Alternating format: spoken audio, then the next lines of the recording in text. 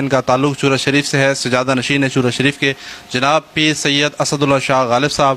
آج ہم ان سے جو ہے وہ کچھ سوالات کریں گے۔ السلام علیکم سر۔ وعلیکم السلام ورحمۃ اللہ وبرکاتہ۔ سر کیسے مزاج ہے آپ کے؟ میرے اللہ پاک کا احسان ہے، شکر الحمدللہ جی۔ سر سب سے پہلے ہم آپ کے بہت شکر گزار ہیں کہ آپ نے اپنے بے حد بزی شیڈول سے جو ہے وہ ہمارے لیے ٹائم نکالا۔ تو کچھ سوالات ہیں ہمارے جو ہم آپ سے جو ہے وہ پوچھنا چاہیں گے علم کے حوالے سے۔ سب سے پہلے جو ہے سر تصوف جو ہے وہ کیا چیز ہے اور تصوف کی کیا تعریف ہے، وہ آپ ہمیں تھوڑی سی بیان کر دیں۔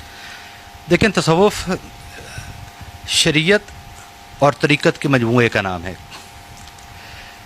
شریعت کیا ہے؟ شریعت کے لغوی معنی ہیں زاد راہ، اور طریقت کا مطلب ہوتا ہے راستہ۔ اب جب راستے پر چلتے ہیں تو زاد راہ ضروری ہے، ٹھیک ہے۔ اب ہمارے پاس زاد راہ کیا ہے؟ قرآن اور حدیث، یہ ہمارے پاس زاد راہ ہے۔ اس کو ہم شریعت یا علم شریعت کہتے ہیں۔ اور طریقت کیا ہے؟ ہم اس راستے پر چل رہے ہیں، اور پھر اس کی منزل کیا ہے؟ حقیقت۔ اب شریعت اور طریقت یہ دونوں جب ملتے ہیں تو یہ تصوف کہلاتے ہیں، اور ان کی منزل حقیقت ہے۔ اب یہ کسی صورت ممکن نہیں کہ شریعت کو چھوڑ کر صرف طریقت کی راہ کو اپنا لیا جائے، یا طریقت کی راہ کو اختیار کر کے شریعت کو چھوڑ دیا جائے۔ ان دونوں کو اگر اب علیحدہ علیحدہ کر دیں گے تو اس کا ماحاصل اور اس کا نتیجہ نہیں نکلے گا، آپ منزل تک نہیں پہنچ سکتے۔ منزل کے اصول کے لیے ان دونوں کا یکجا یکسو ہونا ضروری ہے، اور یہی تصوف کہلاتا ہے۔ حضرت امام مالک رضی اللہ تعالیٰ عنہ کا اس کے بارے میں بہت مجھے وہ قول بہت اچھا لگتا ہے، اور ایک سمجھتا ہوں کہ سمندر کو انہوں نے کوزے میں بند کر دیا۔ انہوں نے فرمایا کہ من تفقہ ولم یتصوف فقد تفسق، کہ جس نے علم شریعت کو تو حاصل کیا مگر علم طریقت کی طرف نہیں رغبت حاصل کی، وہ عنقریب فسق میں مبتلا ہو جائے گا۔ ولم یتصوف، اور جس نے علم شریعت تو حاصل کی، ولم یتصوف، مگر تصوف کی راہ کو اختیار نہیں کیا، فقط تزندہ کا، تو عنقریب زندیق ہو جائے گا۔ اور جس نے ومن جمع بینہما، اور جس نے ان دونوں کو جمع کر لیا، فقط تحقق کا، پس وہ حق کو پہچان جائے گا، حق تک پہنچ جائے گا۔ تو بس یہی شریعت اور طریقت کو یکجا کرنا، اکٹھا کرنا، یہی تصوف کہلاتا ہے۔ ماشاءاللہ۔ اور سر ایک اور سوال ہے ہمارا کہ اولیاء اللہ کی تعلیمات کی روشنی میں موجودہ دور کا جو انسان ہے اس کی پریشانی کو کیا حل ہو سکتا ہے؟ دیکھیں، جو اولیاء اللہ کی تعلیمات ہیں نا، وہ اللہ اور اللہ کے رسول کی تعلیمات کا نچوڑ ہے۔ اولیاء اللہ جو بھی بیان کرتے ہیں یا جو کچھ ہمارے سامنے رکھتے ہیں، وہ اللہ کے کلام قرآن پاک اور اللہ کے محبوب صلی اللہ علیہ وسلم کی گفتگو حدیث پاک کی روشنی میں ہم تک پہنچاتے ہیں۔ اور جو درویش ہیں، جیسے آپ کا چینل کا نام بھی حلقہ درویش ہے، تو درویش ہوتا ہی وہی ہے دوستان گرامی، کہ جو ان تعلیمات کے نچوڑ کو پہلے اپنی زندگی پہ لاگو کرتا ہے، اور پھر جو اس کے پاس اس کے رفقا، اس کی صحبت میں لوگ آ کر بیٹھتے ہیں، تو وہ اس شراب معرفت سے ان کو بھی مسحور کرتا ہے۔ اب جیسے ایک فارسی کا شعر ہے نا کہ گرد مستاں گرد، کہ یہ جو مستانے ہیں جو شراب معرفت الہی میں مسحور ہیں اور مستور ہیں، تم ان کے آستانوں کے گرد چکر لگایا کرو۔ گرد مستاں گرد، گرمے رسد بوئے رسد۔ ہو سکتا ہے کہ جس شراب معرفت الہی کے خمار میں وہ مست ہیں، ہو سکتا ہے اس کا کوئی گھونٹ تم کو بھی مل جائے۔ گرمے کم رسد بوئے رسد، اور اگر اس کی میں کا گھونٹ نہ مل سکا تو اس شراب کی ہو سکتا ہے تمہیں خوشبو ہی مل جائے، ٹھیک ہے۔ اور اگر خوشبو بھی نہ مل سکی تو رویت ایشاں بسست، ایسے فقیر کا دیدار ہی تمہاری زندگی اور تمہاری آخرت سنوار دے گا۔ تو یہ لوگ وہ ہوتے ہیں جو اللہ کی محبت، اللہ کی معرفت، اللہ کے رسول صلی اللہ علیہ وسلم کی محبت اور معرفت میں سرشار ہوتے ہیں، جو ان کے پاس آ کر بیٹھتے ہیں، وہ ان کو بھی اس شراب کا حصہ ضرور عطا کر دیتے ہیں۔ اب وہ ہے کیا؟ اب جب انسان صاحب تصوف ہوتا ہے نا میرا بھائی، تو صاحب تصوف ہونے کے بعد جو چیزیں اس کے اندر بطور صوفی اس کی عادت بن کر اس کی زندگی میں شامل ہوتی ہے وہ توکل ہوتی ہے، وہ قناعت ہوتی ہے، وہ صبر ہوتا ہے، وہ خشیت الہی ہوتی ہے، وہ احتساب، اپنا احتساب ہوتا ہے، وہ روز حساب کا خوف اور ڈر ہوتا ہے۔ تو میں یہ سمجھتا ہوں کہ یہ جو آج ہماری معاشرتی برائیاں ہیں یا معاشرتی پریشانیاں ہیں، ان کا حل اگر آپ مجھ سے پوچھیں نا کیا ہے، تو میں صرف ایک سادہ سے جملے میں جو تصوف کا نچوڑ ہے اس میں آپ کو بتا دیتا ہوں۔ تصوف کا نچوڑ کیا ہے؟ اللہ کا خوف اور دنیا کی رغبت سے لا تعلقی، ٹھیک ہے نا؟ جب آپ کے اندر اللہ کا خوف پیدا ہو جاتا ہے نا،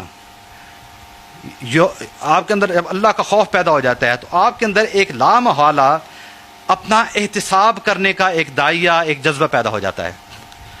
جب اللہ کا خوف پیدا ہو جائے گا تو پھر آپ کسی کی زمین پر قبضہ نہیں کریں گے، معاشرتی برائی کا خاتمہ ہو گیا۔ جب اللہ کا خوف آپ کے اندر ہو جائے گا، آپ کسی سے نہ رشوت لیں گے نہ کسی کو رشوت دیں گے، معاشرتی برائی کا خاتمہ ہو گیا۔ جب اللہ کا خوف ہو جائے گا تو آپ اپنی بہنوں، اپنی بیٹیوں کا جو حق ہے وہ نہیں ماریں گے، ایک معاشرتی برائی کا خاتمہ ہو گیا۔ جب آپ کے اندر اللہ کا خوف ہو جائے گا، آپ کسی کو بری نظر سے نہیں دیکھیں گے، کسی کا حق نہیں کھائیں گے، کسی کے ساتھ برا سلوک نہیں کریں گے۔ تو یہ خدا کا خوف ایک ایسا احساس ہے جو صوفیاء کے اندر پیدا ہوتا ہے، اور صوفیاء پھر اپنے مصاحبین کے اندر پیدا کر دیتے ہیں کہ جو ان تمام کی تمام برائیوں کو سرے سے اکھیڑ کے رکھ دیتی ہے۔ اور پھر میں نے کہا صوفی کا اللہ کی خشیت کے بعد دوسرا جو احساس اس کے دل کے اندر پیدا ہوتا ہے وہ دنیا سے لا تعلقی۔ دنیا سے لا تعلقی کا مطلب یہ نہیں ہوتا کہ وہ دنیا سے بھاگ کر کہیں جنگلوں میں چلا جائے۔ دنیا سے لا تعلقی کا مطلب یہ ہوتا ہے کہ دنیا کی حرص سے بے رغبت ہو جانا۔ جب آپ کو دنیا کی نمود و نمائش سے کوئی رغبت نہیں رہے گی، دنیا کی آسائش کے اندر آپ کو کوئی دلچسپی نہیں رہے گی، اپنی خواہشات کو آپ ختم کر دیں گے۔ اور قد افلح من زکاہا وقد خاب من دساہا، قرآن تو یہی کہتا ہے کہ وہ نفس وما سواہا، میں نے ہر انسان کے اندر جو نفس ہے وہ تو ایک ہی جیسا پیدا کیا ہے۔ اب وہ انسان پر ہے قد افلح من زکاہا، جس نے تزکیہ نفس کر لیا، رائے سلوک اختیار کیا، وہ کامیاب ہو گیا۔ وقت خوابہ، اور وہ برباد یقیناً ہو گیا من دساہا، جس نے خواہشات نفس کو پروموٹ کیا، جس نے خواہشات نفس کے پیچھے اپنے آپ کو لگا دیا۔ وہ خواہشات نفس کیا ہیں؟ وہ دنیا کی رغبت ہے، دنیا کی حرص ہے، دنیا کی لالچ ہے۔ تو دوستان کرام، میرے پیارے بھائی، یہ تصوف ہی وہ ایک ایسی چیز ہے جب آپ اس کے اندر اپنے آپ کو ڈھال لیں گے تو میں یقین کے ساتھ کہتا ہوں ایک اللہ کی خشیت پیدا ہوگی جو آپ کے اندر احتساب کا جذبہ پیدا کرے گی، اور ایک دنیا کی بے رغبتی پیدا ہوگی جو آپ کے اندر روز حساب کا احساس پیدا کرے گی۔ جب آپ اپنا احتساب کریں گے اور روز حساب کا ڈر لے لیں گے تو معاشرتی برائیاں تو آٹومیٹکلی ختم ہو جائیں گی۔ پھر تو میں کہتا ہوں آپ ایسے انسان بن جائیں گے کہ وہ کہتے ہیں نا فلاں آدمی تو فرشتہ ہے، میں کہتا ہوں فرشتہ بننا کوئی کمال نہیں، آپ تو رش کے ملائکہ بنیں، ایسے انسان بنائیں کہ ملائکہ آپ پر رش کریں۔ اچھا حضرت، آپ نے احتساب کا جو ہے وہ بات کی تو اس کے حوالے سے میرے ذہن میں ایک سوال آیا ہے کہ خود احتسابی کے حوالے سے کہ انسان جو ہے وہ آج کا انسان اپنے لیے تو بہترین جج ہے اور دوسرے کے لیے جو ہے وہ بہترین وکیل کے طور پہ جو ہے وہ سامنے نظر آتا ہے، اس حوالے سے آپ کیا کہنا چاہیں گے؟ بالکل آپ نے صحیح کہا، یہ انسانی فطرت کا ایک تقاضا بھی ہے، اور یہ ایسا ہی ہے جب انسان اپنے آپ کو پوری مخلوق سے برتر سمجھے، افضل سمجھے، اور سمجھے کہ میں ہر لحاظ سے بہتر ہوں اور کامل و اکمل ہوں، اور فہم و تدبر کے حوالے سے، علم و فکر کے حوالے سے، فراست کے حوالے سے میرے برابر اور کوئی نہیں، اور جہاں میری سوچ ہے اس سوچ سے آگے کوئی نہیں جا سکتا، یہ بھی ایک نفسانی بیماری ہے، یہ ایک نفس کی بیماری ہے۔ اور یہ بنیادی طور پر اس بیماری کو تکبر کہا جا سکتا ہے، اس کو ہم تکبر کہتے ہیں۔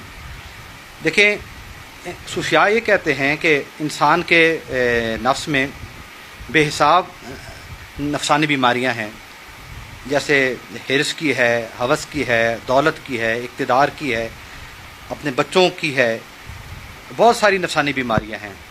بزرگ کہتے ہیں کہ یہ انسان کے نفس کے اندر چھوٹے چھوٹے بت ہیں، یہ چھوٹے چھوٹے بت ہیں، لیکن یہ سارے چھوٹے بت نفسانی بیماریوں کے مل کر جس بڑے بت کا طواف کرتی ہیں، یعنی جو انسان کے نفس کے اندر سب سے بڑا بت ہے وہ تکبر ہے۔ صوفیاء فرماتے ہیں یہ ساری چھوٹی چھوٹی نفسانی بیماریاں، یہ نفسانی بت ہیں، چھوٹے چھوٹے بت ہیں جو مل کر اس بڑے بت تکبر کا طواف کرتے ہیں۔ یعنی ان سب بیماریوں کا اگر کوئی خدا ہے، کوئی قبلہ ہے، تو وہ تکبر ہے، جس کو ہم میں کہتے ہیں کہ مجھ سے بہتر کوئی نہیں، مجھ سے بہتر سوچتا کوئی نہیں، اور میرے علاوہ جو بھی ہیں وہ کمتر ہیں، میں سب سے افضل ہوں۔ یہ تکبر کی علامت ہے۔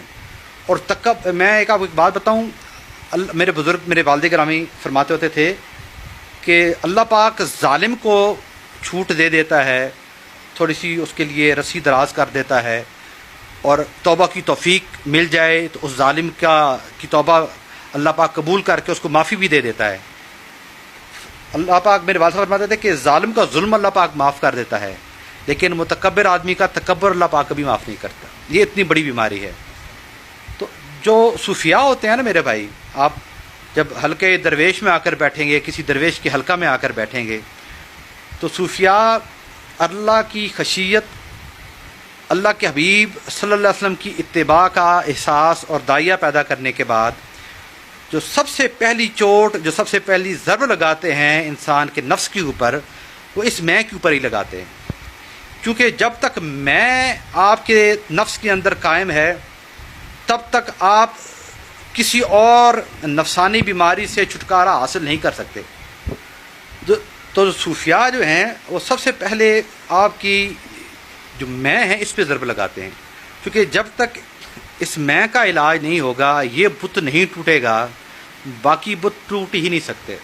جب تک اس بیماری کے اس پودے کو جڑ سے ہی نہیں اکھاڑے جائے گا، تو اگر باقی چھوٹی چھوٹی جڑی بوٹیوں کو آپ کھیڑ بھی لیتے ہیں تو یہ اتنا بڑا اور اتنا تناور درخت ہے انسان کے نفس کے اندر، یہ انسان کو کبھی بھی اصول مقصد کیا ہے؟ اللہ تعالیٰ کی معرفت، اللہ تعالیٰ کا قرب، یہ اصول مقصد کی طرف انسان کو نہیں جانے دے گا۔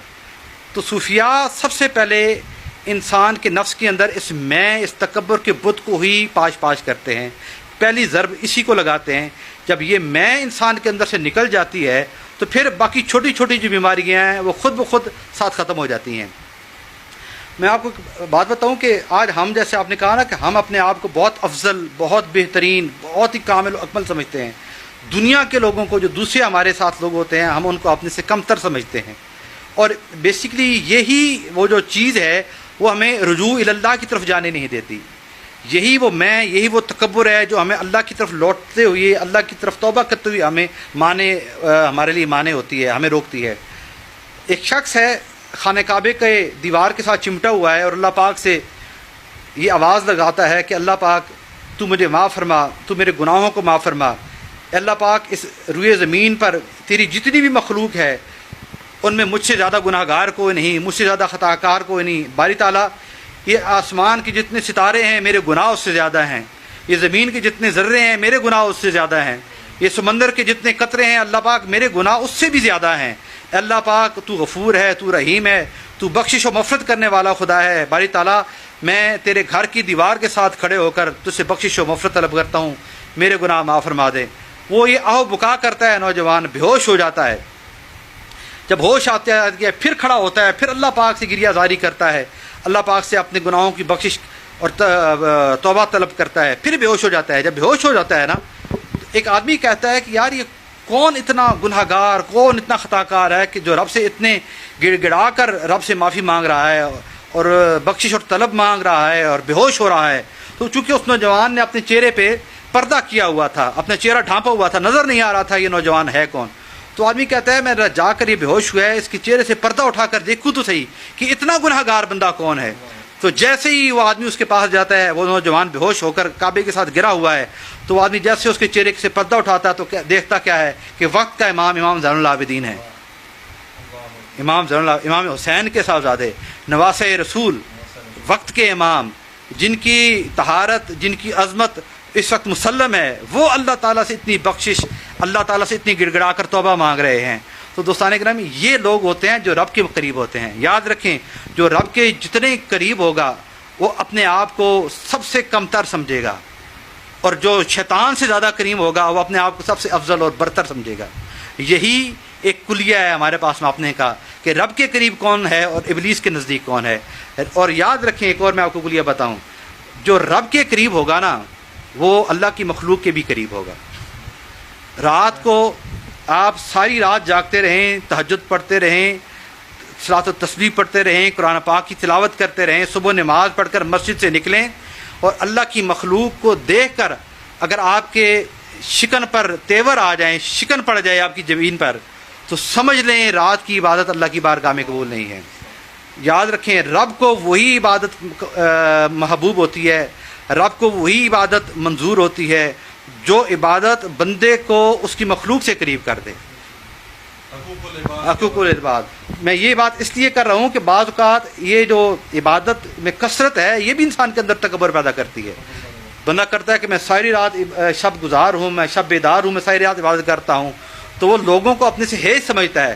تو اگر یہ چیز بھی آپ کے اندر پیدا ہو گئی کہ میں شب بیدار ہوں اور دوسرے مجھ سے کم تر ہیں، اور یہی چیز آپ کو پھر اللہ کی مخلوق سے دور کر دیتی ہے، یہ چیز بھی اگر آپ کے اندر پیدا ہوئی تو سمجھ لیں کہ رب کو آپ کی عبادت قبول نہیں.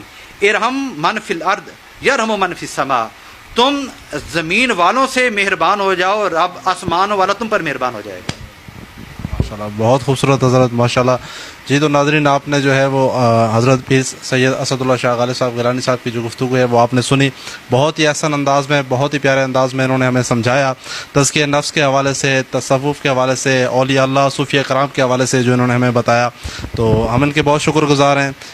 انہوں نے جو ہے اپنی بہت مصروف شیڈول سے جو ہے ہمارے لیے ٹائم نکالا.